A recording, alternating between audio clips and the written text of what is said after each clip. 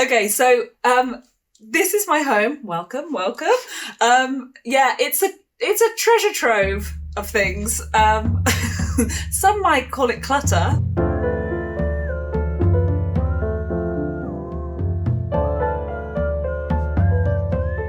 I'm a floral stylist and flower artist. So I think I sort of think of flowers more as my medium, maybe, like paint. I have different bodies of work under my umbrella of Harriet on my Squarespace website. I've broken it down into flower interpretations. I do miniature flowers in doll's house vases. I paint in miniature as well, like tiny miniature watercolours. So through lockdown, actually, one of my projects that came out of it was I'm starting to create these floral humans. And the idea of the floral humans was actually to create some imaginary flower friends. I put on Instagram, send in fun, playful pictures of your quarantine selfies. And then I'd create them with flowers. Yeah, lockdown. It's been okay. Okay. There you go. I sound doubtful. I'm going to be making a floral human of my beautiful, wonderful granny. It's going to be an interesting one making Gran because she was is my biggest inspiration. She's got dementia now.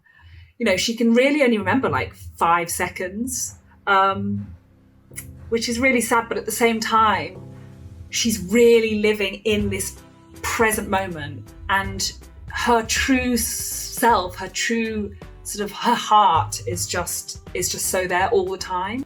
It's a beautiful thing. She's a beautiful human being. So number 2 is to set up your backdrop. I like to use bright colours, but also something that sort of pulls from the image that you're using. Keep it simple. That's the key. Okay, the next thing that you want to do is create your body. I normally dress my floral humans in something that's similar to what they're wearing in the image that you're using. I'm now going to take my Kenzan, which is like a floristry frog. It's got like pins, and I'm going to use this in the neck. But if you haven't got one of those, well, you could put a vase in the neck. So number 4, make the shape of your floral human's head. I sometimes use wire because it's easy to bend. Use the pins to secure the wire. She's got cheeky cheeks. I'm not going to fuss too much because it's just a sort of an impression of. Okay, face shape done.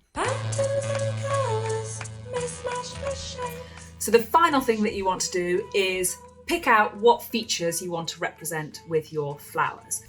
First things first, I'm going to do the hair. I don't know whether this reflects her elegance within some within this strange blue grass. I sprayed it with hairspray to keep it into place. So I'm just going to use the wire to attach this. Yeah. So you can use lots of things. It's just about being playful and experimental. This is what I'm always finding. She looks a bit wild, but there's no controlling our Gran though. She's a bit of a maniac. Since she's had dementia, she's got very flirty. So I'm just going to put the rose for her ear, I think. I want to get sort of her nose. It's all about sort of like very simple lines, really. The line here for the nose. It's just a suggestion, like it doesn't want to be exactly. I'm going to use this for her smile. She's smiling, so...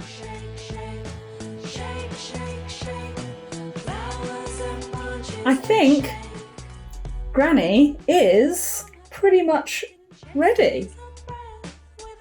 So the final stage is once you've set everything up and your floral human has come to life, you want to take a beautiful picture and then send it out to the older universe.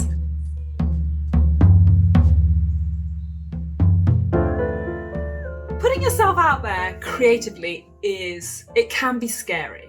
It can be really scary. But I don't know. I think with my personal work, I just kind of did it. It's just getting out there so other people can see it and trying not to be hard on yourself and trying not to judge yourself too much. And I have had quite a lot of compliments. Again, I should give Squarespace and me a pat on the back for doing it. So yeah, hard work, but stick at it and believe in yourself. Yeah.